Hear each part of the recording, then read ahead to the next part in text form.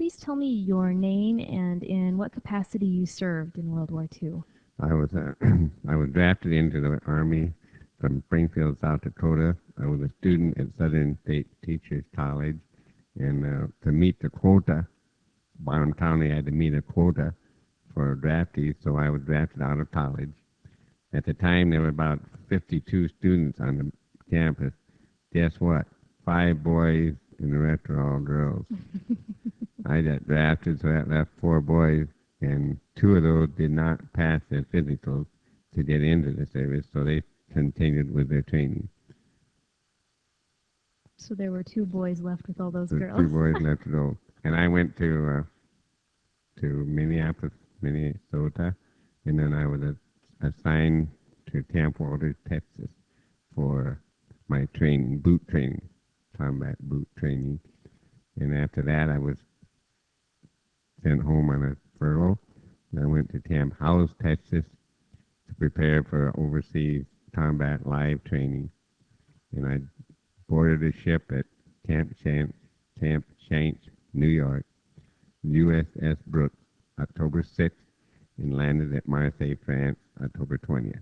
How old were you when you were drafted? I was 18 when I was drafted, and my birth date is November 29th, as you were, November 23rd, and I was captured on November 29th. So I was 19 days, as you were. I was 19 years with 6 days before I was captured. Do you remember how you felt when you got drafted? Well, as you can tell, the enrollment at the college was 5 boys, and so really all my playmates and classmates had been drafted or volunteered. So, and I had an older brother in the service already, Jess H. Dawes, and he was in the Air Corps. Had been home on furlough, and we visited often about his training, his days. So I was ready to go because I didn't want to be left alone, I guess. But my parents thought, well, better go. So you had one older brother in the service as well. Yes, I had one brother, and I have a sister living now in Sioux Falls. Her name is Nina Jansen, Jansen. Her husband went through Africa, fought all the way up through Africa into France and Germany, but he's now deceased. He came home and went to college also in Springfield. Do you know how your parents felt about they had the 2 sons then? You just had one brother, so both of their sons were over fighting. That was probably very common. I tell you what, I was given a diary from graduation from high school in May. I had been writing that diary, and then when I got ready to go to service, I took the diary with me, and I thought, well, I'm going to write in my diary while I'm in the service. But no way. When I got to Camp Shanks, they would not allow such a thing to go overseas, so I had to mail it home to my mom. And I really appreciated Mom writing in the diary while I was gone, gave me a lowdown of the events. But just think of her writing in this diary often said, child, where are you? And maybe 2 or 3 pages later, child, where are you? And so it's amazing how you parents out there, just what you all went through to have your sons and daughters go to war. Mm-hmm. So you arrived in Marseille, France, according to the information I have in front of me, and you said earlier, you were telling me earlier that you were a replacement. Tell me a little bit about being a replacement at this point in the war, being sent over to the European theater as a replacement. As a replacement, you're not acquainted with anybody. Did not know one soul, one person. So you have to go through the night and through the drills of combat soldiers, not knowing who your companion was at all. But after we got captured, then we started striking up a friendship. I recall one gentleman who was probably up in the upper 30s. He said, aren't you going to eat the jackets? We were in this prison camp, and I thought, hey, eat the jacket. He was from Missouri. The next day, the same thing. He was telling me that if you're going to have a frozen potato and don't want to eat the skin, that was your jacket on the potato, your potato jacket. And I couldn't have been a little slow in learning that the jacket was peeling on your potato. How long were you on the front lines before you were captured? Okay, after we left Marseille, France, we were on army trucks. They would drive at night. We were approaching the front line, but we seldom saw any activity for 3 days.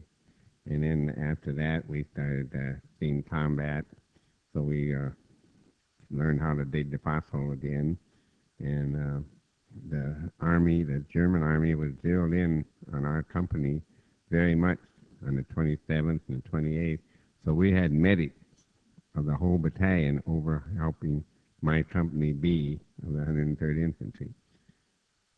That night, when the fire that live ammunition was so severe, we headed for a farmhouse and we went down into the basement of this farmhouse for protection. And as the night went on, we heard a rap on the door, and it was a German soldier. He said, "Come, come, nicht come, grenades." I had crawled back to the corner as far as I could get, as scared as I was. But somebody got up and opened the door going into the basement, and there was 65 of us in there, counting all the medics. So they had gotten in there with us. And we marched out of the basement, started down the road. But prior to that, a young German soldier approached me, and I had 2 live grenades pushed onto my combat jacket in the buttonhole. And aha! He saw those grenades and he jerked those off. I don't know whatever happened to them. And my rifle, of course, was disassembled in the basement. We were taught to disassemble your weapon, and that's what we had done. And the German civilians during the day then, you could see they were in an uproar. They almost demanded that the guards, instead of marching down the road, they just turned their weapons on us and live and shoot it. This was going all the way till we got to Moosburg, Germany. When we got to Moosburg, Germany, that was where I was going to be for my prison camp life. As we were in Moosburg, they assigned us to barracks, and we had no stoves, no heat, and the bunks were stacked so that we had 12 men on a bunk. We had 4 on the bottom floor, and 4 in the middle, and 4 on top. And there was woven wire set across those bunks with mattresses, with straw in the mattress, and that left a lot of fleas and no way to take our clothes off at night. We slept in our clothes, found out that if you take your boots off, your feet stayed warmer. But I had the same pair of socks, and I was not prepared for anything like this. How long was that march? We marched for like 21 days to get to Moosburg, Germany. And you said that, was it at gunpoint the whole time? The gunpoint, the civilians that we marched through some of the cities, the windows are all boarded up and very few people in any of the towns. But what people were there, they would just soon have the guards shoot us to march us through their towns until we got to Moosburg, Germany. What happened in Moosburg then? Moosburg, they assigned us to a barracks. There was, I don't know how many were there, but there were Polish, there was French, there were Russians, Polish and French, and some Russians that had been there for years and years in the German prison. And they were even assigned guards to guard us at night around this prison camp. They marched all night long, barbed wire fences, and with the police dogs, and they marched around this camp all night long. No, only perhaps just like guard duty here in the United States. And then in the morning, it was a matter of up, up, up, up, up. And they always said if we didn't get up, they'd turn that police dog loose, and they would get us up. But we had formation outside the barracks, just like you would in the American Army, had a formation, and we off to work in Munich, Germany, 30 kilometers from Moosburg. So the prison camp was in Moosburg, and I see here that it was prison camp Stalag 7A, Moosburg. So what you're telling me now is that you were prison workers in Munich. Prisoner in Moosburg, and we worked in Munich. Sure. So Okay. we rode bus tires. They put us on bus tires to go into Munich. And then during the day, they would take the bus tires and move them way out of town because they didn't want them to get bombed. The bus tires were our transportation to get back to camp. And then in the mornings, we rode the bus tires. And being how I was a prisoner all December, January, and February, and March, it was cold, cold, cold weather. But the weather, the amount of snowfall and the conditions weren't really, I've seen worse in South Dakota.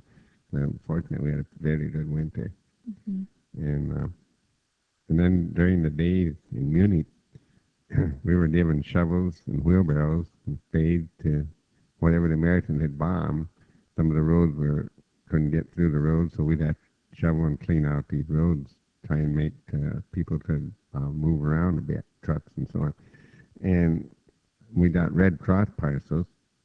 Sometimes there were 6 men on a box, and before the war was over, it was 12 men on a box of Red Cross parcels, which include sugar and cigarettes and Spam and candy bars and cheeses, different cheeses. So you can't imagine how we were so happy to get that box of Red Cross parcels, but you can't imagine how we would have fought just over a little piece of meat or a drop of cheese or something because we were that hungry. And when we first got captured, there was a German bread that looked like it was made out of sawdust. We thought, we'll never eat that bread. But I tell you, when you get hungry, you eat anything. And we started eating German bread. And when we got into Munich, the civilians there liked our American cigarettes so well, and they perhaps couldn't get cigarettes. So if you were told to guard, you had to go to the latrine, or if you had to go behind a tree, and the civilians would hide behind those trees, and they'd want to slip a slice of bread over to us for those cigarettes. And you know, sometimes you could get a loaf of bread for one cigarette. But first one in the morning, they were anxious to get cigarettes, we were anxious to get bread, so the price went up to maybe 3 cigarettes. And boy, our buddies thought, what are you doing, paying 3 cigarettes for a loaf of bread? And toward the end of the day, then you could get a whole loaf of bread for 1 cigarette.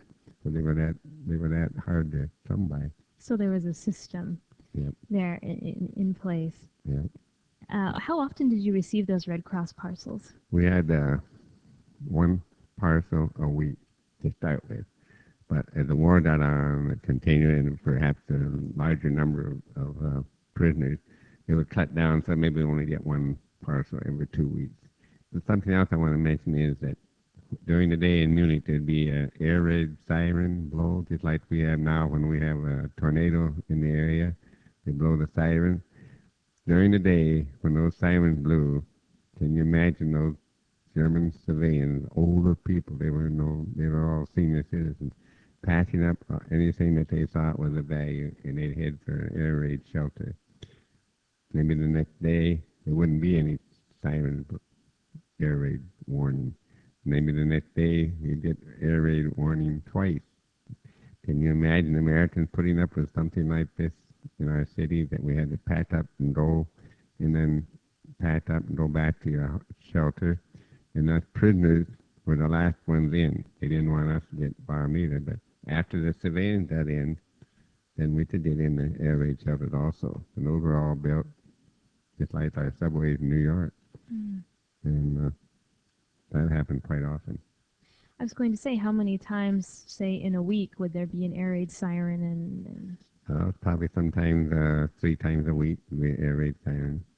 Because who knows, the war was still going on, and Americans were using an excessive amount of bombs. In fact, we'd get propaganda sheets from the Germans saying that they were winning the war. They wanted to tell us that us prisoners didn't want our morale to get real high, and they would send us literature indicating that we were losing the war. Actually, we were winning the war. What happened when you would receive that propaganda? How would you and your fellow prisoners react? I guess that when our morale went way down, if we were having a good day and got back at night, and then some of the captains or majors or what high-ranking officers of the Germans would read this propaganda to us. And when Roosevelt died while I was in prison camp, we just thought, no, President Roosevelt's not dead. That's just propaganda. But actually, he was dead. So Uh, you didn't all um, Panic. and you didn't believe everything they told you. On some level, you knew it was propaganda. We knew it was propaganda because we thought that for as much as we hated to leave our forces and join the Germans, that we knew the Americans were coming through. And then the week before we got liberated, you could hear the American artillery and American M1 rifle was firing at night. And then they came in on a Sunday morning, and General Patton, Third Army, liberated our camp. How many men were in your camp? The rumor was there were 25,000 when we got liberated. 25,000? 25,000 in this booth because we got liberated April 29th, and there were other service. If you were visit with other prisoners, they got liberated 27th and the 28th and the 26th. And I was on the 29th, and then the war was over like May 7th or May 8th. So we were one of the last prison camps to be liberated. And General Patton came through 3 days after. This was Sunday morning. And Wednesday morning, he rode through, standing up in the Jeep, waving at us, waving at all the troops. We were standing out in the drive and waving at General Patton. Quite a sight. Tears came to our eyes Sunday morning when they put the American flag up over our prison camp. Tell me more about life in the prison camp. During the day, you were all transported to Munich in boxcars, as you said, to work, to clean up from the Allied bombing raids. Did that continue for the whole time you were in the prison camp? Yes. We didn't work Sundays. They never had to work on Sunday, but Really? they were that religious part of it. In America, we had what the Geneva Convention. You know about the Geneva Convention, where many of the countries joined the Geneva Convention as to how to treat prisoners and what you could do and what you couldn't do. But Russia never joined the Geneva Convention. At no time Russia joined. So they did not get Red Cross parcels like we did. And if we had any garbage thrown out on a garbage pile, the Russians would take their index finger and lick out those cans that we'd all thrown away with nothing in them. But they were licking those cans out. General Patton, and then the guards up in a watchtower fired back at our troops that Sunday morning. And we were all inside the barracks, nervous, of course, wondering what was going to happen. But actually, some of the guards were shot and fell off the tower that they were standing up there. They were that determined that they didn't want to let the Americans take over this prison camp. It must have. Oh, I'm sorry. Continue. We stayed there. Let's see, April 29th, and I think it was way into June before we ever had transportation to get us over to Le Havre, France. It was to get organized, find out who you are, papers to sign, 25,000 people and no records at all who you are or what. So we had to start from scratch, and we slept in the same barracks, and then we went to the airport to fly out of Munich to fly to Le Havre, France.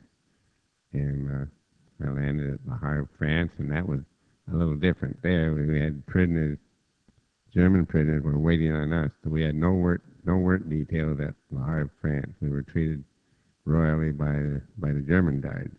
That's kind of That funny. was different. And a turn of events, quite a difference from what you had gotten used to, I bet.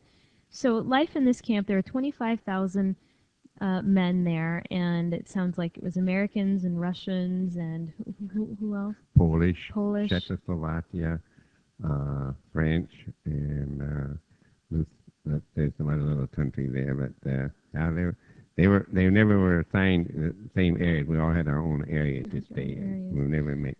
How did you make it through the day-to-day drudgery of life as a POW? How did I what? How did you make it through the day-to-day drudgery and We were hardship? thankful that we were working, because Susan, if you was laid in camp there all day with nothing to do, and would have been quarreling, and would have this way. We were tired, and we got back at night. It was already dark. Sometimes the train, we'd ride back in these boxcars, and sometimes they'd pause along the track for 45 minutes or an hour, waiting, and all of a sudden another train would go the other way. So it was just a matter of mixed up, and we wouldn't get back to camp until dark. Sleep in our own clothes, get up next morning, go back to Munich again. One morning, when we were loaded the boxcars, we started going the opposite direction. They went to a city called Landshut. And Landshut had gotten bombed that night very heavy, and we went over there to help clean up the situation. It only went one day, but the loads of grain, there were boxcars loaded with wheat and so on, got bombed. There was wheat all over. And boy, we thought, oh, now we can get some wheat. But if you went over and did any wheat, you got shot. And we had a couple of guys got shot just going over to fill their pockets with wheat. And at 18, maybe it wasn't, or 19, it wasn't too hard for me to take orders. But for an elderly person that maybe had been out on his own occupation, and it was pretty hard to take orders from a German. So at 19 years old, when you're in this prison camp for months, do you think being younger was helped you get through it? I just think of all the married men that had families at home. They had a business, they had an occupation, maybe they run a furniture store, or maybe they were an employee of the city courthouse, and they were away from their duties, away from their jobs, and I hadn't really established any jobs yet. So there was an advantage then not to have that overhang of, I hope my family's okay. I did worry about my brother and whether he was okay. But I did get a chance to send cards home. The Germans gave us 4 postcards, and they were censored before they were mailed out. But we weren't supposed to write anything about hardship. We were supposed to write about what a good time we were having. And my mom and dad got the cards. And there was the German writing on the card didn't mean anything to the folks. But we had a professor at college that could read German, so he let my folks know what the card was about. And mind you, Mom kept writing to me pretty much all the time that I was a POW. Sent packages of food at Christmas time when I got captured around Thanksgiving, and she sent a Christmas parcel. That very parcel came back to Springfield, South Dakota when the war was over. Really? They had a warehouse that must have stacked oodles and oodles and oodles of mail. And any mail that she had written to me came back to Springfield when the war was over. Wow. Yeah. So what got you through? What was the one thing, if there was one thing that that helped you know, or one thing that you could draw upon to know, I'm going to get through this and I'm going to get back home and see my folks and see my brother and my sister? That maybe having faith in the Lord, having faith in God, prayers that we would say together. We never did have church services in the city of Moosburg, but we did have some ministers that would hold a slight service on Sunday morning, and we had our faith and prayer and with that. I wrote a poem. Sure. You have a poem you'd like to share? I thought, well, the way the situation was that am I going to survive this prison camp or not? So that was kind of scary. So I thought, well, why don't I just compose a poem, and if maybe somebody finds this poem, they can send it to my folks. Starts off with, we were captured on the night of the 29th. They got us up way early. There wasn't a one of us in a hurry to be working under a jerry. This is out in the front line. We climbed up in boxcars, and was it heifer riding? You freeze your toes and frost your nose, but we kept right on riding. We finally arrived in Munich. Our shovels and spades were waiting. With pockets full of soap and tea, we soon were busy trading. When the watches said 3:30, we threw the shovels away, climbed back up in the boxcars, and started back our way. When we got back to camp, we'd have a ration of soup that would be waiting. We easily put that away, put our bread in the boxes, and went to sleep on the hay. I dream of good old South Dakota, the land of the Sunshine State, hoping for the day when I'll be back and eating some hamburger steak. I'll be at home forevermore with a padlock on my door, and all my dollars to the Red Cross, and the heck with all the draft boards. That was a poem that I had written in camp. And to close this out, then, there's a little memory of I have here, and I think the public will be aware of it. That we need to think about our our faithful flag. And nowadays, we're at war, wondering what's going to happen. So it's just a piece of cloth. That is all it is, just a piece of cloth. But when a little breeze comes along, it stirs, comes to life, flutters, and snaps in the wind, all red, white, and blue. And then you realize that no other piece of cloth could be like this. It has your whole life wrapped up in it. The meals you eat, the time you spend with your family, the kind of things your boy or girl learn in school, the strange and the wonderful thoughts you get in church on Sunday morning. Those stars, they make you just as free as the stars in the wide, deep night. And those stripes, they are the bars of blood to any dictator who would try to change this way of life. It's just a piece of cloth, that is all, until you put your soul into it and give it meaning. Then it is a symbol of liberty, decency, and fair dealing with everyone. It is just a piece of cloth until we breathe life into it, until we make it stand for everything we believe in and refuse to live without it. This is something I always remember as a part of my time in the service, and I think it has a lot of good bearing about this little pretty flag. Landed in June 4th in New York City. And June 9th, I was back in Springfield. How did that feel when you returned to Springfield? Well, in a small city like Springfield, Saturday night was always a big night. So I got back into Springfield Saturday night. So it was on cloud. It took me a while to get down off of cloud 9. I bet. I Yeah. bet. Yeah.